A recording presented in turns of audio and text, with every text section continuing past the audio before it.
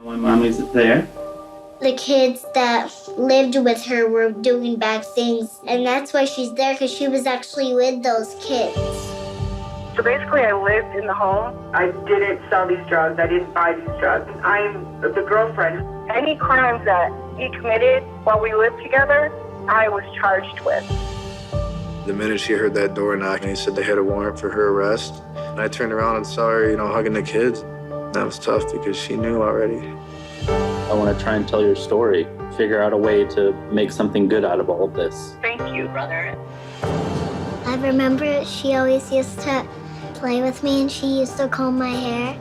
The more I think about him, the more that those memories are slipping away.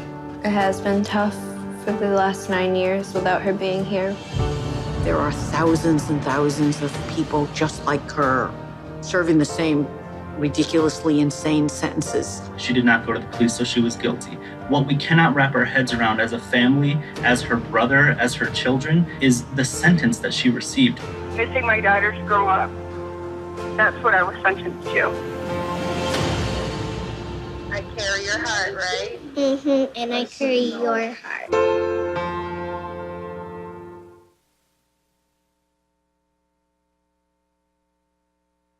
Ladies and gentlemen, you're not gonna want to miss the closing session here. This movie, The Sentence, I saw it. It just hits you. It just really, really hits you, and it covers so many important topics that we're facing in the criminal justice reform community. This is something that you're not going to want to miss. So please make sure that you stay for the afternoon session after lunch.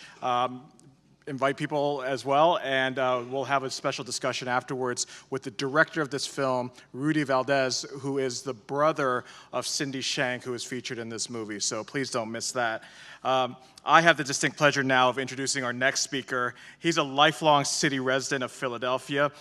Mayor Jim Kenney grew up the oldest of 4 children in South Philadelphia, row home, and was sworn in as the 99th mayor of the city in 2016. In his first budget, the mayor worked closely with the city council to fund bold anti-poverty initiatives to make progress for every neighborhood. Right now, nearly 2,000 children are in quality pre-K, 11 community schools launched since this fall, and the work to rebuild parks, recreation centers, libraries, and everything else related to those quality of life issues continues, all because Philadelphia became the first major city to pass a tax on sweetened beverages that were used for these purposes. Mayor Kenney is here because he is also leading a number of criminal justice reform initiatives, public safety initiatives that are smart on crime, including a commitment to reduce the city's jail population by over 50% over the next 5 years. It's my pleasure to introduce Philadelphia's Mayor, Jim Kenney.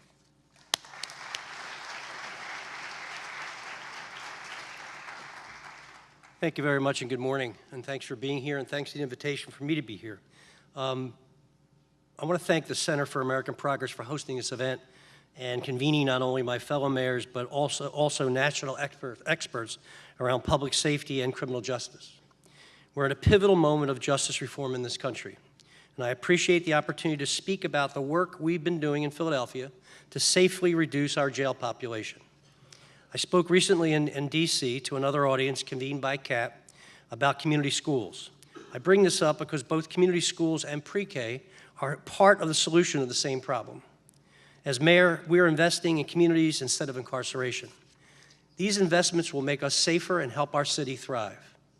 I'm proud to be a founding mayor of the Mayors for Smart Cities on Crime, because mayors understand the importance of reforming our criminal justice system and the impact this has on all of our communities. This work has been a cornerstone of our administration, which I believe is necessary to achieve the goals of promoting healthy and safe communities across our city. Back in 2015, Philadelphia embarked on a collaborative and data-driven reform effort to safely reduce the size of our jail population and reduce the rate of racial, ethnic, and economic disparities in our criminal justice system. With the generous support of the MacArthur Foundation Safety and Justice Challenge, we were able to develop an ambitious reform plan to cut our jail population by 34% over 3 years. As I stand before you today, I'm very happy to say that we've met this target, an entire year ahead of schedule. We have decreased our jail population by 36% since 2015 And we are not stopping there. We are continuing the difficult and important work of reform each and every day. We even closed one of our oldest and largest correctional facilities, the House of Correction, because there was no longer a need for it. We closed the creek, as they call it. We've been able to make change happen because of real and meaningful collaboration among partner agencies, our court system, district attorney, public defender, police department, jail system, behavioral health system, and our city council.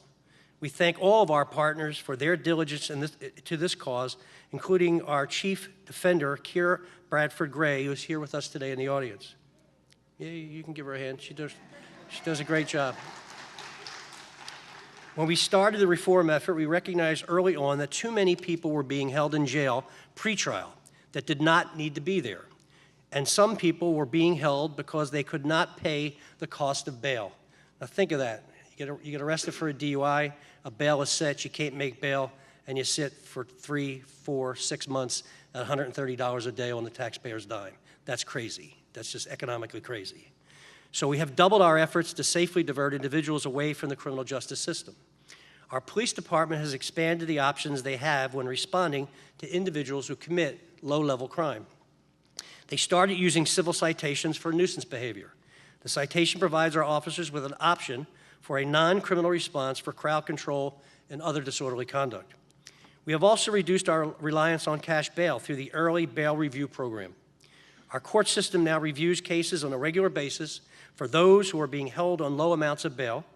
This is the first step in our march towards a larger effort to eliminate money bail citywide. Going forward, we use a validated pretrial risk tool to determine the likelihood of recidivism and appearance in court. Our pretrial services department will have a robust range of release conditions as alternatives to incarceration. And public defenders will more frequently advocate for pretrial release at the bail hearing. We also recognize that the lengthy criminal justice process was driving our jail population up. In fact, Philadelphia's average length of stay is 3.5 times the national average. We're addressing this through our rigorous review of continuances and other bottlenecks.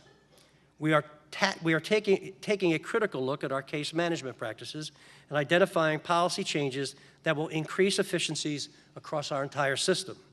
We're also aiming to reduce the number of people who are incarcerated due to violations of probation by providing additional resources to our probation department. Probation officers are now able to refer people directly to substance use disorder treatment and provide for release on electronic monitoring.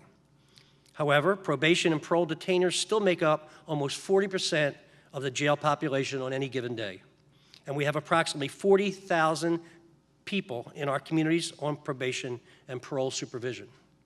So we focus on cutting our probation caseloads by reducing the length of probation sentences and targeting those eligible for early termination. Critically important to the success of the efforts is enhancing data capacity. Like many jurisdictions, Philadelphia's criminal justice data has been siloed for many years. So we are working with all of our partners to standardize definitions, enhance data integrity, and generate analytics to track our progress. For too long, we have relied on our jails and prisons as a primary means for addressing behavioral health and substance abuse disorders. As in many jurisdictions, individuals with numerous serious mental illness are overrepresented in our Philadelphia jails. We are approaching this issue through a public health lens.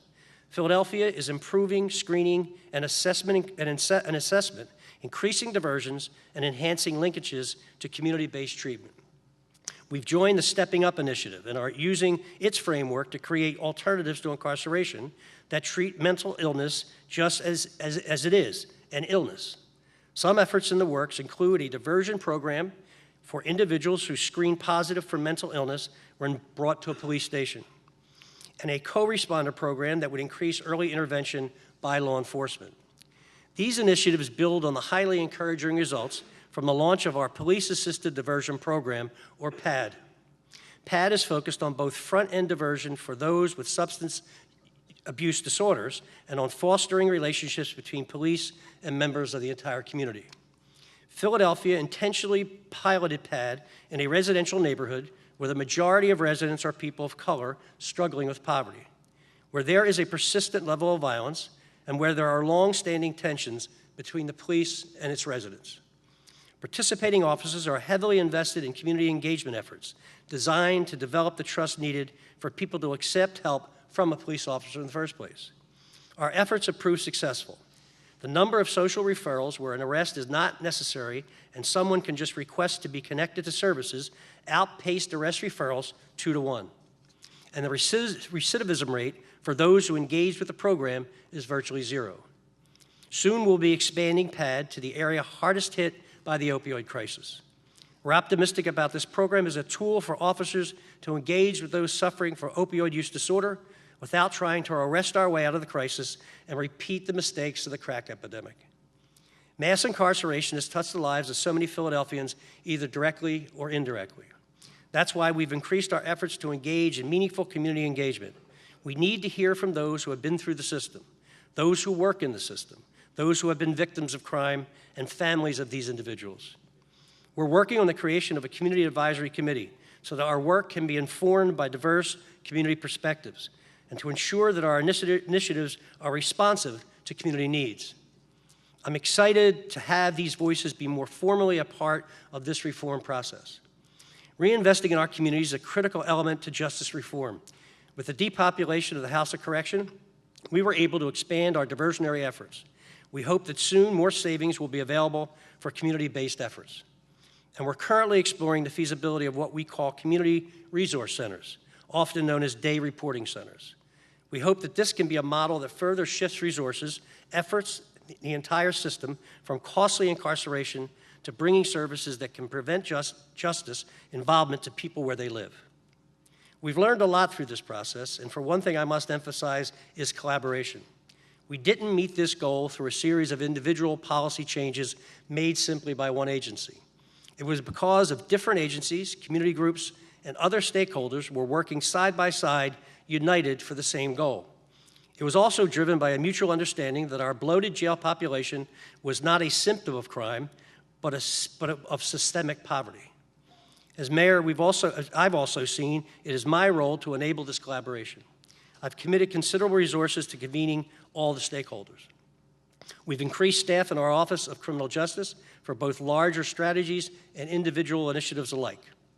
We've reallocated budgets to invest in the work of not just our administration, but all agencies to continue to work towards reform. The system is stronger and the reforms more sustainable when all aspects of the system are working together. But that doesn't mean this work hasn't been without its challenges. And with all things in government, efforts can take much longer than anticipated, and I hate that part of this process. I want to get this done as soon as possible, and it's difficult to wait and watch this thing evolve. Sustainable reform is a deliberate process and sometimes frustratingly slow. Another challenge is found on the streets of Philadelphia. While violent crime overall has dropped slightly, shootings and homicides sadly have risen. Philadelphia is also, like most cities, confronting a massive public health crisis with the opioid epidemic, as well as a resulting rise in homelessness. And one of the biggest challenges we face is that people of color still remain highly overrepresented in our criminal justice system. While we have seen substantial reductions in our jails, the rate of racial and ethnic disparities in the system has remained the same. We haven't been able to move the needle, and we need to do better. So racial equity will be a priority as we move forward with the extended plan. We're hoping to hire additional staff who can help apply a racial equity lens to all initiatives. Additionally, Philadelphia will continue its development of implicit and explicit bias training programs tailored to each criminal justice agency. Confronting our biases is essential to true change. Despite these challenges, we want to go even further. We are proposing an expanded reform plan that seeks to safely reduce our prison population by 50% from the 2015 baseline by the year 2020. Yes, that's 50% reduction by 2020, and I'm confident that we can safely achieve that. For too long, Philadelphia has led the nation as the most incarcerated big city in the country. But we are working tirelessly to change that and to break the cycle of poverty and incarceration that impacts so many of our citizens.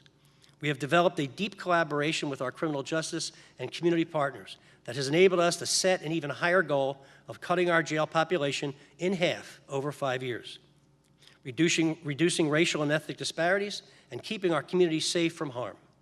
I believe we can achieve this vision together to create a more equitable criminal justice system that Philadelphians deserve. We're deeply grateful to the MacArthur Foundation for the leadership and support they have provided through this entire process. I also want to thank the Center for American Progress once again for bringing all of these stakeholders here today for this important conversation. And I'm looking forward to our continued collaboration as we reform our criminal justice systems for the better. And I just want to say that I'm 60 years old this year in August. I've born in Philadelphia, lived here, have lived there my whole life, and will live there forever. And the thing that frustrates me the most is I know that our city, as great as it is, will never meet its full potential unless every one of its citizens meets their full potential. And that's why education and pre-K and the investments we're making in our schools are so, so important. Now, when I was in city council for about 23 years, I got to the prison, our county prison, a couple times. I didn't go up there much. But since I've been mayor, I've been there a number of times. And I can assure you that the people who are there, and I say people who are there, the souls who are there, are still vibrant. They still have hope. They still have capacity. They still have potential. And if we can reduce that population, get them the help that they need on their issues, on their addictions, their lack of training, lack of education, those folks can raise up to become really good, upstanding taxpayers and parents and citizens. And that's the real goal, is to make sure that everyone in our city does the best that they can with the God-given talents that they have. And we will not give up. There's no such thing as a throwaway person. No such thing as a throwaway person. And we will continue to work as hard as we can, sensitively as we can, with all of our partners together to make sure that we meet that goal. I don't know if it'll be in my lifetime, but I want to set this train on the tracks to get where we need to be as a city that is equitable and fair and productive and successful. Thank you very much for being here.